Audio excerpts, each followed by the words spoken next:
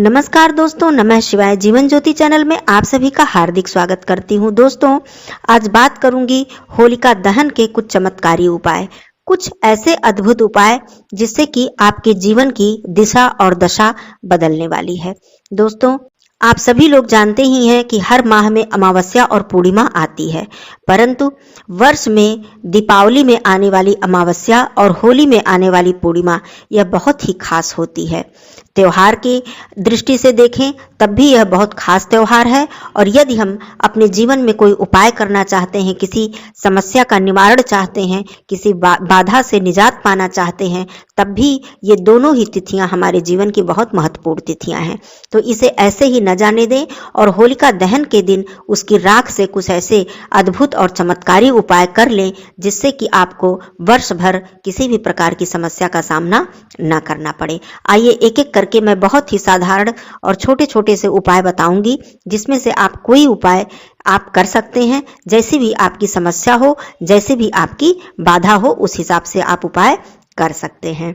दोस्तों, चैनल पे पहली बार हैं तो चैनल को सब्सक्राइब कर लीजिएगा। वीडियो आपको अच्छा लगे तो एक लाइक जरूर कीजिएगा। कमेंट बॉक्स में नमः शिवाय अवश्य लिखिएगा। दोस्तों, होलिका दहन जो कि फाल्गुन मास की पूर्णिमा तिथि पर बहुत ही शुभ समय में की जाती है। यह होलिका दहन कोई साधारण पर्व नहीं है। यह होलिका दहन की राख कोई साधारण वस्तु नहीं है। इसे आप चमत्कारी राख समझिए, और इससे क्या क्या चमत्कार हो सकते हैं आइए जानते हैं। सबसे पहली बात दोस्तों, यदि आपके घर में किसी भी प्रकार की समस्या चल रही है, परिवार किसी बीमारी से पीड़ित है, या फिर घर में किसी भी प्रकार का कलह क्लेश है, तो अपने घर से आप थोड़े से कपूर के टुकड़े, या टिकिया वाला कपूर हो या फिर वैसा ही कपूर हो, आप लीजिए, और 11 हरी इलायची लीजिए, और ये ले जाकर आप होलिका दहन की अग्नि में डाल दीजिए। दोस्तों, ये एक उपाय हो गया बहुत ही सरल सा। दूसरी बात, यदि आपके परिवार में बहुत ही कलह क्लेश रहता है, परिवार के सदस्य में आपसी लड़ाई झगड़े बने रहते हैं, तो आपको एक बहुत छोटा सा उपाय करना है। आपको लेने हैं 11 बताशे, जो कि चीनी के साधारण बताशे होते हैं, मिठाई की दुकानों पे बहुत आसानी से मिल जाते हैं। इस बताशे को लीजिए और परिवार के सदस्यों के सर से 7 बार इसको एंटी क्लॉकवाइज उबार लीजिए। कहने का मतलब उल्टा सर से घुमा लीजिए।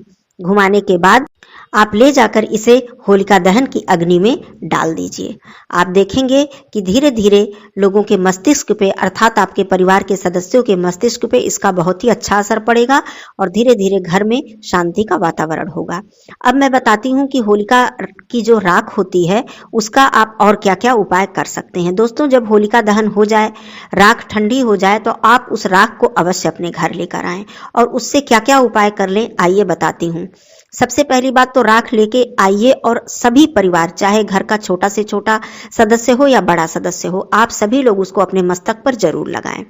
दूसरी बात, उस राख को थोड़ा सा किसी डिब्बे में बंद करके अवश्य रख दें। उसे पूरे वर्ष भर अपने घर में रखें, और उससे क्या करें कि जब भी आप किसी सफलता के लिए कहीं किसी कार्य पर जा रहे हैं, किसी कार्य को शुरू करने जा रहे हैं, या किसी नौकरी के लिए जा रहे हैं, किसी परीक्षा के लिए जा रहे हैं, तो उसे जरूर अपने मस्तक पर लगा के निकले। या फिर किसी सदस्य की अचानक तबीयत खराब हो गई है, तब भी आप होलिका की राख को उसके मस्तक पर, उस सदस्य के मस्तक पर लगा सकते हैं। ये बात हो गई। आइए दूसरी चीज जान लेते हैं। यदि आपके यहाँ धन संबंधी दिक्कत बनी हुई है, धन में बरकत नहीं हो रही है, तो उस होलिका की राख को आप लीजिए और एक लाल कपड़े में लपेटकर उसके साथ एक चांदी का सिक्का या फिर एक हल्दी की गांठ रखकर उसे बांधकर अपने धन के स्थान पर आप उसे रख लीजिए। ऐसा करने से आप देखेंगे कि आपके घर में धन की बरकत होगी। दोस्तों, होलिका की राख को आप एक अद्भुत वस्तु समझिए, इसे कोई साधारण वस्तु मत समझिए। दूसरी चीज मैं बताती हूँ कि यदि आप के घर में कोई बहुत लंबी बीमारी से जूझ रहा है, दवाइयां चल रही हैं लेकिन वो दवाइयां असर नहीं पहुंचा रही हैं, तो आप उस होलिका की राख को लीजिए और एक पीले कपड़े में लपेटकर उस व्यक्ति के, चाहे वो पुरुष हो या महिला सदस्य हो, आप ले जाकर उस व्यक्ति के सिरहाने, गद्दे के नीचे जहां पर वो सोते हैं, उस व्यक्ति के सिरहाने आप ले जाकर उस राख को बांधकर पीले कपड़े में रख दीजिए। उसके साथ कुछ भी और नहीं रखना है, केवल राख आप ले जाकर रख सकती हैं, और उसमें से थोड़ा सा उनके मस्तक पर अवश्य लगा दीजिए। दोस्तों, होलिका दहन की जो रात्रि होती है यह पूर्णिमा की रात्रि होती है। और पूर्णिमा की रात्रि तो आप सभी लोग जानते हैं कि कितनी महत्वपूर्ण रात्रि होती है। और यह होली की जो पूर्णिमा होती है यह तो विशेष ही महत्वपूर्ण होती है।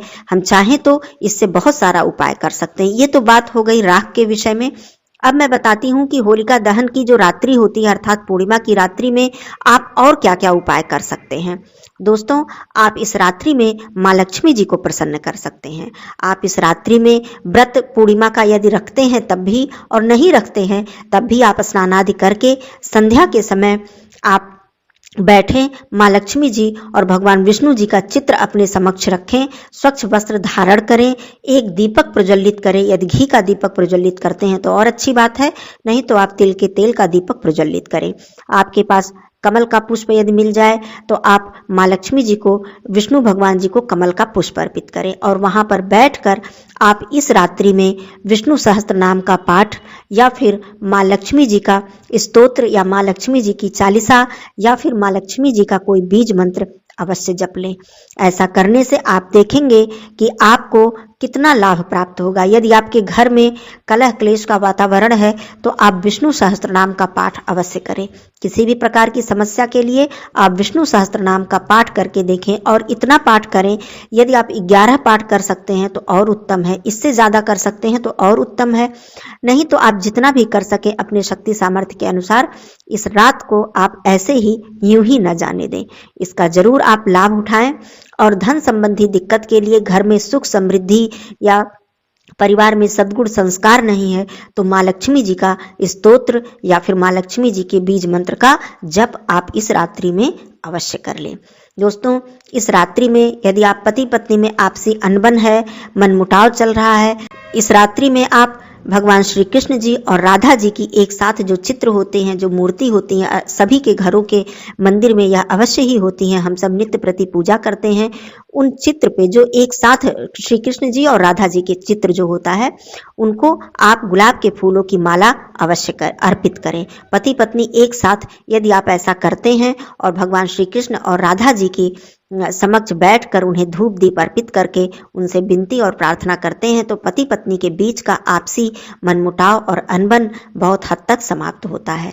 दोस्तों, बहुत सारे ऐसे उपाय हैं जो भगवान जी से ही संबंधित हैं, मंत्रों से संबंधित हैं, पूजा पाठ से संबंधित हैं और आप सभी लोग जानते हैं कि हमारे जीवन में जो कुछ भी चमत्कार कर सकते हैं वो ईश्वर ही कर सकते हैं। तो आप ऐसा जरूर करें और होलिका दहन की राख के विषय में जो मैंने बताया इसको भी आप लोग जरूर कर लें। जैसी भी समस्या हो उस हिसाब से आप लोग उपाय कर सकते हैं। दोस्तों, वीडियो उपयोगी लगे तो एक लाइक जरूर कीजिएगा, कमेंट बॉक्स में नमः शिवाय अवश्य लिखिएगा। फिर मिलती हूँ एक ऐसे ही वीडियो के साथ, तब तक के लिए दोस्तों धन्यवाद। नमः शिवाय।